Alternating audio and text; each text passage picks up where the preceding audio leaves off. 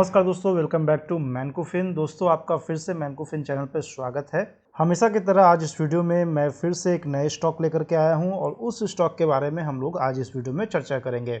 पहले हम इस स्टॉक का फंडामेंटल एनालिसिस करेंगे, कुछ इंपॉर्टेंट रेशियोज देखेंगे। जब हम किसी स्टॉक में बाइंग पोजीशन बनाते हैं तो इन सारे रेशियोज को देखना काफ़ी ज़रूरी होता है। उसके बाद हम लोग annual profit and loss report पे चलेंगे। उसके बाद जो सबसे इम्पॉर्टेंट पार्ट होगा इस वीडियो का वो होगा टेक्निकल एनालिसिस का। तो लास्ट में हम लोग टेक्निकल एनालिसिस पे चलेंगे और वहाँ जानने की कोशिश करेंगे कि अगर हमें शॉर्ट टर्म में से स्टॉक को खरीदना है तो हमारा टारगेट क्या होना चाहिए, मिड टर्म के लिए क्या टारगेट होना चाहिए, और अगर हम इसे लॉन्ग टर्म के लिए रखते हैं 10 से 15 सालों के लिए तो हमारा टारगेट क्या निकल के आना चाहिए, हमें कितना रिटर्न मिलना चाहिए, और उसका जो मेन सपोर्ट है जहां से इस स्टॉक का नीचे जाना बिल्कुल नामुमकिन सा है, उस सपोर्ट के बारे में भी हम लोग चर्चा करेंगे। दोस्तों, इस वीडियो में मैं किसी भी तरह का रिकमेंडेशन या टिप्स नहीं दे रहा हूँ, सिर्फ एजुकेशनल पर्पस से वीडियो में बना रहा हूँ। इसमें किसी तरह का रिकमेंडेशन या टिप्स आप लोग नहीं समझिएगा। अगर किसी भी तरह का रिकमेंडेशन या टिप्स आपको लेनी है तो आप किसी लाइसेंस्ड एडवाइजरी फर्म से बिल्कुल संपर्क कीजिए। वहाँ से आप किसी भी तरह का टिप्स या रिकमेंडेशन या एडवाइस किसी भी तरह का आप ले सकते हैं। ये वीडियो केवल एजुकेशनल पर्पस बनाया जा रहा है और मेरी अपनी ओपिनियन है इस स्टॉक के बारे में, उसको मैं आपके सामने रख रहा हूँ, आपको बताने की कोशिश कर रहा हूँ। स्टॉक में इन्वेस्टमेंट करना ना करना ये आपकी अपनी जिम्मेदारी होगी।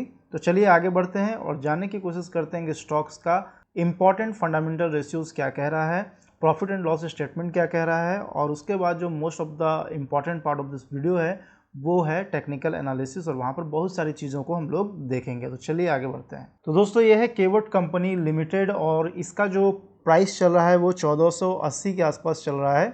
हम लोग इस वीडियो में इसी कंपनी के स्टॉक्स की बात करेंगे। तो सबसे पहले इस कंपनी के जो फंडामेंटल रेशियोज हैं उसको हम लोग यहाँ पर देखेंगे।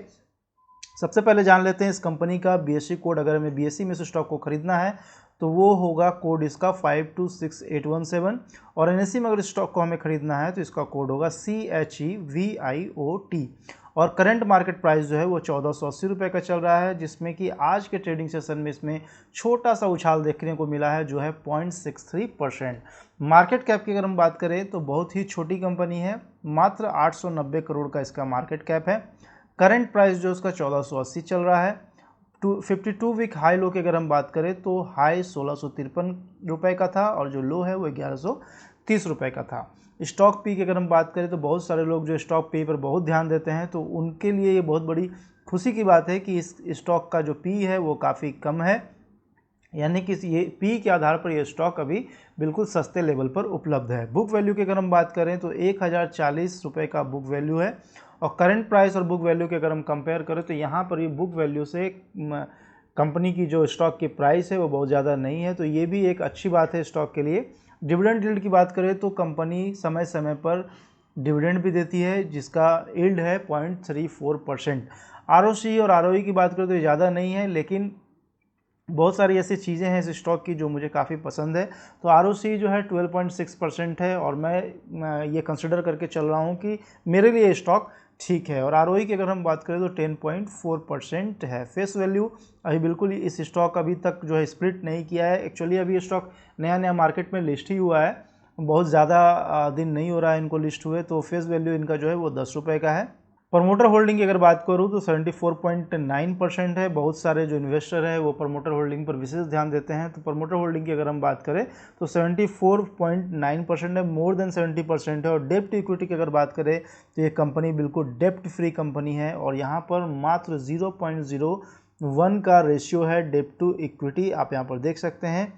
उसी तरह अगर हम net profit margin last year की अगर हम बात करें तो 13.4% है, और operating profit margin last year की बात करें तो 10.1% है। नंबर ऑफ इक्विटी शेयर्स काफ़ी कम है, आप यहाँ पर देख सकते हैं, मात्र 60 लाख यानी कि 0.60 करोड़ का नंबर ऑफ इक्विटी शेयर्स। और इंटरप्राइजेज वैल्यू की अगर हम बात करें तो 896 करोड़ है। तो ये था कुछ फंडामेंटल्स इंपॉर्टेंट रेशियोज जिनको जब हम किसी स्टॉक को बाई करते हैं तो इनको देखना काफ़ी ज़रूरी होता है, देखना ज़रूरी होता है, लेकिन इसके बेसिस पर हम केवल डिसीजन नहीं लेते हैं, और भी बहुत सारी चीज़ें देखनी होती हैं। तो अब हमने यहाँ पर फंडामेंटल रेशियोज़ को देख लिया है। मुझे पर्सनली ये स्टॉक काफ़ी पसंद है, इसलिए मैं सोचा कि इस स्टॉक के बारे में आप लोगों के साथ चर्चा करूँ और आप लोग भी कम से कम इस कंपनी के नाम को जान सके, इसके स्टॉक्स को जान सके, इसके कुछ फंडामेंटल की को जान सके, इसलिए मैं इस स्टॉक को आपके सामने रख रहा हूँ। तो ये था हमारा फंडामेंटल रेशियोज। हम लोग चलते हैं प्रॉफिट एंड लॉस स्टेटमेंट के तरफ।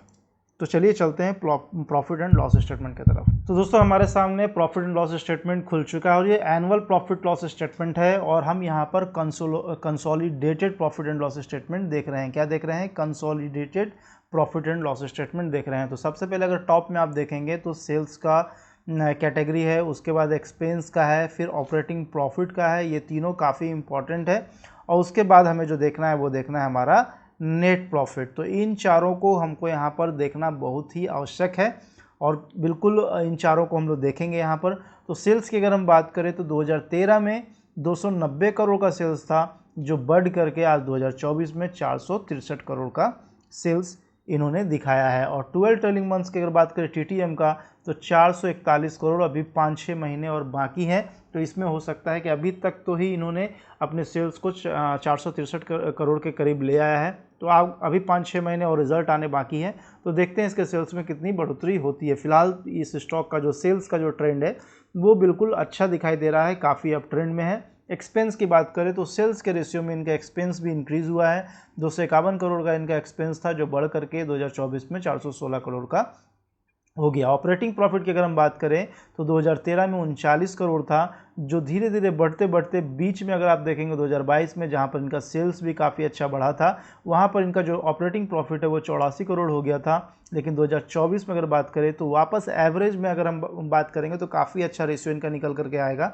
तो 2024 में जिस तरह का इनका जो सेल्स था 463 करोड़ का, उसके अकॉर्डिंग जो इनका ऑपरेटिंग प्रॉफिट मार्जिन जो है वो 47 करोड़ का रहा है। अगर नेट प्रॉफिट की हम बात करें तो 31 करोड़ का नेट प्रॉफिट था 2013 में, जो धीरे धीरे बढ़ करके 2024 में 69 करोड़ का हो गया है। तो अगर हम यहाँ प्रॉफिट एंड लॉस स्टेटमेंट देखें तो बहुत ही अच्छा तो नहीं है, लेकिन ख़राब भी नहीं है। इसको हम मान करके कंसिडर करके चल सकते हैं कि हाँ, आने वाले समय में ये कंपनी, ये स्टॉक काफ़ी अच्छा बेहतर प्रदर्शन कर सकता है।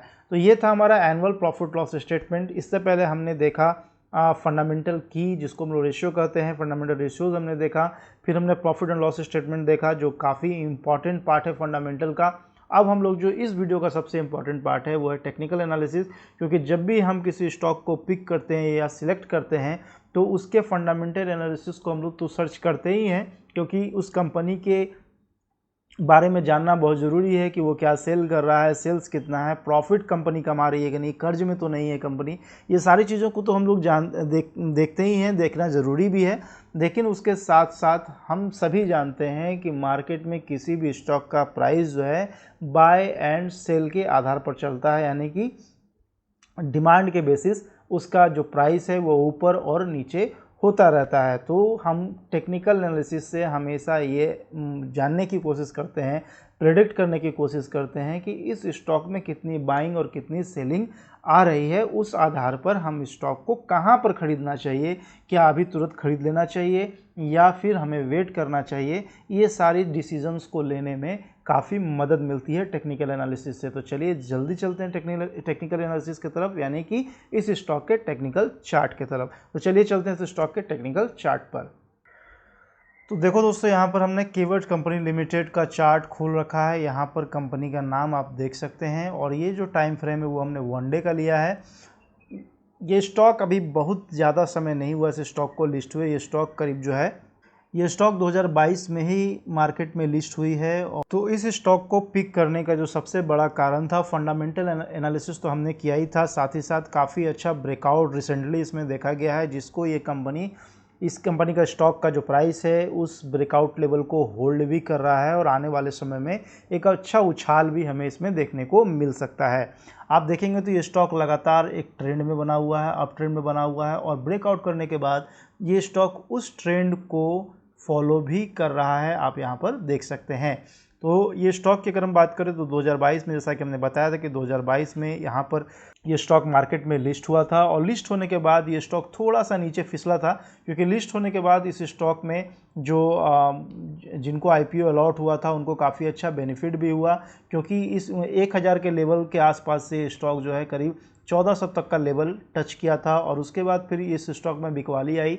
बिकवाली आने के बाद ये स्टॉक जो है धीरे धीरे धीरे करके 1000 के लेवल के आसपास वापस आ गया था और उसके बाद ये स्टॉक धीरे धीरे वापस इस स्टॉक में धीरे धीरे रिटेल बाइंग आई और रिटेल बाइंग आने के बाद हम देख सकते हैं कि इस स्टॉक में धीरे धीरे एक ट्रेंड फॉलो होना शुरू हो गया और हम देख सकते हैं यहाँ पर कि इस लेवल को इस स्टॉक ने ब्रेक किया था। ब्रेक करने के बाद वापस ये नीचे आ गया और फिर इस लेवल को इसने ब्रेक किया। यहाँ पर आप देख सकते हो काफ़ी बड़ी कैंडल से इस स्टॉक ने इस लेवल को ब्रेक किया। ब्रेक करने के बाद अब इस लेवल को ये स्टॉक होल्ड करना शुरू कर दिया है। तो अगर हम यहाँ पर शॉर्ट टर्म की बात करें, सबसे पहले हम शॉर्ट टर्म की बात करते हैं। तो चलो शॉर्ट टर्म वालों को हम बता दें। तो शॉर्ट टर्म की बात करें तो शॉर्ट टर्म मीन्स 3 मंथ से 6 month. Short term means 3 months. देखो किसी किसी वीडियो में मैं ये जो टाइम फ्रेम है उसमें वेरिएशन भी आपको दिख सकता है, क्योंकि ये कोई फिक्स टाइम फ्रेम होता नहीं है। आप एज्यूम करके चल सकते हैं कि शॉर्ट टर्म, मेरे हिसाब से शॉर्ट टर्म 2-3 महीने का होना चाहिए, बहुत ज़्यादा से ज़्यादा 6 महीने का होना चाहिए। तो 3 मंथ से 6 मंथ्स को हम लोग शॉर्ट टर्म के 3 मंथ्स टू 6 मंथ्स को हम लोग शॉर्ट टर्म मान सकते हैं। और इस शॉर्ट टर्म में हमें हमेशा ख्याल रखना है कि अगर हम शॉर्ट टर्म के लिए किसी भी स्टॉक में पैसे लगा रहे हैं तो हमारा एक स्टॉप लॉस होना काफ़ी ज़रूरी है। तो देखो अभी इस स्टॉक का जो प्राइस है वो 1487 रुपये का चल रहा है। तो 1487 रुपये के आसपास कोई भी बंदा, चाहे हम हो, आप हो या कोई भी हो, 1487 पर अगर इस स्टॉक में एंट्री करते हैं तो बेशक एंट्री कर सकते हैं, क्योंकि ये स्टॉक जो है अपने ट्रेंड को फॉलो कर रहा है, लगातार अपने ट्रेंड पर सपोर्ट बना रहा है और सपोर्ट बनाने के साथ साथ ये स्टॉक धीरे धीरे ऊपर की तरफ जा रहा है।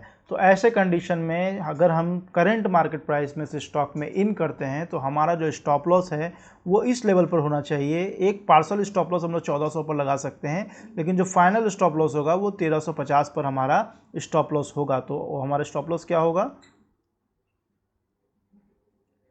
स्टॉप लॉस हम यहाँ पर 2 रखेंगे, एक 1400 का रखेंगे और दूसरा जो है वो 1350 का रखेंगे। ये 2 स्टॉप लॉस हमारा होगा, जिसमें कि 1350 का जो स्टॉप लॉस है वो फाइनल स्टॉप लॉस होगा और 1400 का जो स्टॉप लॉस है वो पार्सल स्टॉप लॉस होगा। अब रही टारगेट की बात, तो टारगेट बहुत ज़्यादा हम यहाँ पर नहीं लेंगे। हम यहाँ पर जो टारगेट लेंगे वो मात्र 1725 का हम लोग टारगेट लेंगे।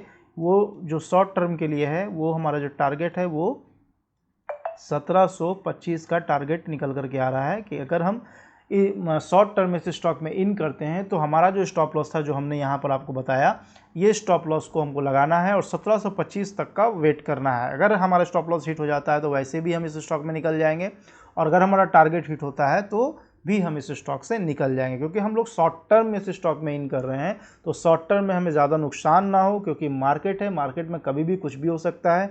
कोई भी ये गारंटी नहीं दे सकता है कि आप मार्केट में आए हो तो आप बहुत सारा पैसा बना के ही निकलोगे। आपको मार्केट में नुकसान भी सहना होगा और मार्केट में प्रॉफिट भी बनाने होंगे। लेकिन अगर आप शॉर्ट टर्म के लिए आए हैं तो नुकसान और प्रॉफिट दोनों के चांसेस होते हैं। तो शॉर्ट टर्म में आपको स्टॉप लॉस का ख्याल रखना काफ़ी ज़रूरी होता है। तो ये था हमारा शॉर्ट टर्म पर अपनी ओपिनियन थी मेरी। अब हम मिड टर्म की बात करेंगे कि मिड टर्म में अगर हम इस स्टॉक में इन करते हैं तो मिड टर्म में हमारा प्रॉफिट टारगेट और स्टॉप लॉस का टारगेट क्या होना चाहिए। यहाँ पर मैं लिख देता हूँ मिड टर्म। मिड टर्म में जो हमारा ड्यूरेशन होगा, जो टाइम रेंज होगा वो होगा 1 ईयर टू 2 ईयर। देखो यहाँ पर भी हम एक लिमिटेड टाइम फ्रेम ले रहे हैं, यानी कि 1 साल या फिर 2 साल, मैक्सिमम 2 साल के लिए हम यहाँ पर टाइम फ्रेम ले रहे हैं कि 2 साल तक में अगर हमें प्रॉफिट नहीं हुआ तो हमें इस स्टॉक से लॉस में ही बाहर आ जाना चाहिए। तो देखो यहाँ पर 1 साल से 2 साल के लिए हम वेट कर रहे हैं, मतलब पहला 1 साल के लिए हम लोग वेट करेंगे इन्वेस्टमेंट करने के बाद। उसके बाद अगर हमें प्रॉफिट कम हो रहा है या फिर टारगेट हमारा हिट नहीं हो रहा है तो हम अगले 1 साल और इंतज़ार करने के लिए तैयार हैं। तो ऐसे में हम इसको कह सकते हैं कि मिड टर्म के लिए हम इस स्टॉक में इन्वेस्ट कर रहे हैं। तो मैं हमेशा कहता हूं कि जब भी स्टॉक में इन्वेस्ट करना है तो लॉन्ग टर्म के लिए कीजिए, 10 से 15 सालों के लिए, जहां पर आपके लॉस होने का कोई चांस ही नहीं रहता है। तो फिर भी बहुत सारे हमारे भाई बंधु हैं जो शॉर्ट टर्म के लिए भी मार्केट में पैसा लगाना चाहते हैं, मिड टर्म के लिए भी लगाना चाहते हैं। तो वैसे लोगों के बारे में मैं इस स्टॉक के बारे में मैं बताना चाहता हूँ। तो मिड टर्म में हमें जो अगर स्टॉक में इन्वेस्ट करना है तो करंट मार्केट प्राइस पर तो हम इन्वेस्ट कर ही सकते हैं, लेकिन जो हमारा स्टॉप लॉस होगा वो इस लेवल पर होगा और ये लेवल है 1250 का। तो हमारा स्टॉप लॉस क्या हो जाएगा, 1250 का हमारा स्टॉप लॉस हो जाएगा। और जो हमारा टारगेट है, यहाँ पर हमारा टारगेट थोड़ा बढ़ जाएगा क्योंकि हम यहाँ पर समय दे रहे हैं। वहाँ हम शॉर्ट टर्म में 3 से 6 महीने का समय दे रहे थे और यहाँ मिड टर्म में हम लोग सीधा डबल से भी ज़्यादा समय दे रहे हैं, यानी कि 1 साल से 2 साल का समय दे रहे हैं। तो हमारा जो टारगेट है वो हो जाएगा, सीधा हम यहाँ पर 2000 का टारगेट रखेंगे। तो 1250 का हमारा स्टॉप लॉस हो गया इस लेवल पर, 1250 का। और जो 2000 का जो हमारा टारगेट है, ऊपर कहीं 2000 वो आप चार्ट में देख लेंगे, ये 2000 का हमारा टारगेट होगा मिड टर्म के लिए। तो शॉर्ट टर्म में हमारा जो टारगेट था वो 1725 का था 3 से 6 महीने के लिए, और मिड टर्म में जो हमारा टारगेट है वो सीधा हमारा 2000 का रहेगा। तो अब यहाँ पर सवाल आता है कि शॉर्ट टर्म में जो हमने टारगेट दिया था और मिड टर्म में जो हमने टारगेट लिया है, जब हम यहाँ पर 4 गुना के करीब समय ज़्यादा ले रहे हैं तो फिर हमारा टारगेट भी 4 गुना ज़्यादा होना चाहिए। तो नहीं, ऐसा नहीं है। देखो यहाँ पर शॉर्ट टर्म में क्या होता है कि हम लॉस सहने के लिए भी तैयार रहते हैं, और मिड टर्म में क्या होता है कि हम लॉस को काफ़ी ज़्यादा कम करते हैं। बहुत कम चांसेस होते हैं कि लॉस हमारा होगा, ज़्यादा से ज़्यादा चांसेस होता है कि हमें प्रॉफिट ही होगा। तो ऐसे कंडीशन में हमने 2000 का टारगेट लिया है। बहुत ज़्यादा टारगेट नहीं है, लेकिन अगर 2000 का टारगेट हमें 6 महीने साल भर में मिल जाता है तो अपने टारगेट को बुक करके इस स्टॉक से एग्जिट कर जाएंगे। तो ये था हमारा शॉर्ट टर्म और मिड टर्म का स्ट्रेटजी। अब जो हमारा जो मेन फोकस रहता है स्टॉक में इन्वेस्टमेंट का, वो लॉन्ग टर्म का रहता है। हम हमेशा अपने सब्सक्राइबर को, अपने व्यूअर्स को ये बताते हैं कि जब भी आप स्टॉक मार्केट में आते हैं, पैसा कमाने के लिए आते हैं, पैसा बनाने के लिए आते हैं, तो सारी चीज़ों को भूल जाइए। आप सिर्फ और सिर्फ स्टॉक में लॉन्ग टर्म निवेश कीजिए, जहां आप पैसा तो बनाओगे भी और लॉस तो बिल्कुल नहीं होगा, क्योंकि लॉस की गारंटी है, लॉन्ग टर्म में लॉस नहीं होगा। एक चीज़ का केवल ख्याल रखना है कि वो कंपनी लॉन्ग टर्म में बनी रहे। तो चलिए, यहाँ पर हमने शॉर्ट टर्म और मिड टर्म की जानकारी दे दी, अब लॉन्ग टर्म के बारे में भी जानकारी दे देता हूँ। लॉन्ग टर्म की जहाँ तक बात है, तो लॉन्ग टर्म में देखो एक सपोर्ट रेंज हम निकालते हैं। देखो लॉन्ग टर्म जो टाइम फ्रेम होना चाहिए लॉन्ग टर्म का, वो मिनिमम 10 ईयर्स तो होना ही चाहिए टू 15 ईयर्स, या फिर इससे भी ज़्यादा आप जितना लेकर के चले जाओ, 20 ईयर्स, 30 ईयर्स, 40 ईयर्स, जितना ज़्यादा लेकर के चले जाओ। आप कैरी फॉरवर्ड करते करते अपने बच्चे को दे दो, वो भी कैरी फॉरवर्ड करते करते और अपने बच्चे को दे दे, ऐसे करते करते जो है आप देख सकते हो। जैसे इन्फोसिस है, बहुत सारी ऐसी कंपनियां हैं जो पिछले 30 साल 35 साल में इतना रिटर्न दिया है कि केवल उससे ही, अगर जिन्होंने इतने लंबे समय तक निवेश किया होगा, केवल उससे ही कितना पैसा उन्होंने बना लिया होगा। तो इसलिए हमारा फोकस हमेशा लॉन्ग टर्म पर रहता है। तो लॉन्ग टर्म यहाँ पर हमने जो है टाइम फ्रेम लिया है 10 साल से 15 साल या उससे भी ज़्यादा, मिनिमम 10 साल के लिए तो रखना ही रखना है। तो लॉन्ग टर्म के लिए अगर हम बात करें तो बिल्कुल इस लेवल पर या इससे थोड़ा ऊपर भी आप निवेश कर सकते हैं। लेकिन जो हमारा इसका जो लॉन्ग टर्म में हम एक सपोर्ट निकालते हैं, जो बिल्कुल इस का स्टॉक का जो है मेन सपोर्ट होता है। अगर उस सपोर्ट से नीचे स्टॉक चला जाता है, उस सपोर्ट को स्टॉक तोड़ देता है, तो जाहिर सी बात है कि उस स्टॉक में और भी गिरावट गहरा सकता है। लेकिन उस सपोर्ट को तोड़ना इस स्टॉक का बिल्कुल नामुमकिन सा है, और उस सपोर्ट को बिल्कुल ध्यान में रखना है, क्योंकि उस सपोर्ट को अगर ये स्टॉक तोड़ दिया तो फिर इस स्टॉक में गिरावट बढ़ सकती है। तो लॉन्ग टर्म के लिए जब भी हम निवेश करेंगे तो हम ना कोई टारगेट रखेंगे, ना स्टॉप लॉस रखेंगे, केवल हम अपने सपोर्ट लेवल का, जो मेजर सपोर्ट लेवल है उसका हम लोग ध्यान रखेंगे। और वो मेजर सपोर्ट लेवल है 930 का। 930 का जो ये मेजर सपोर्ट लेवल होगा, ये लॉन्ग टर्म के लिए होगा।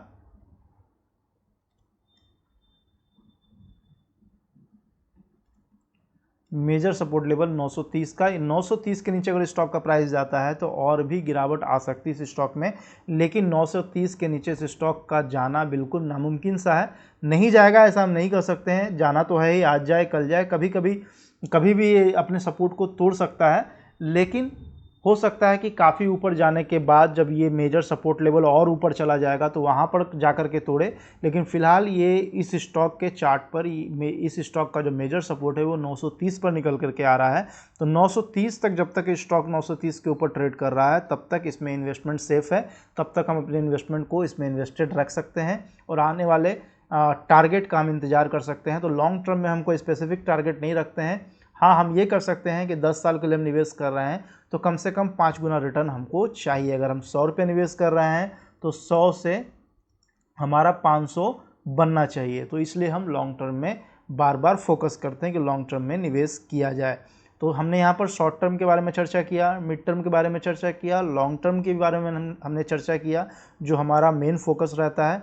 तो आशा करता हूँ कि हमारा ये वीडियो जो है आपको बिल्कुल पसंद आया होगा। तो आज इस वीडियो में इतना ही, फिर जल्द मिलेंगे एक नए वीडियो में नए स्टॉक के साथ में। तब तक के लिए धन्यवाद।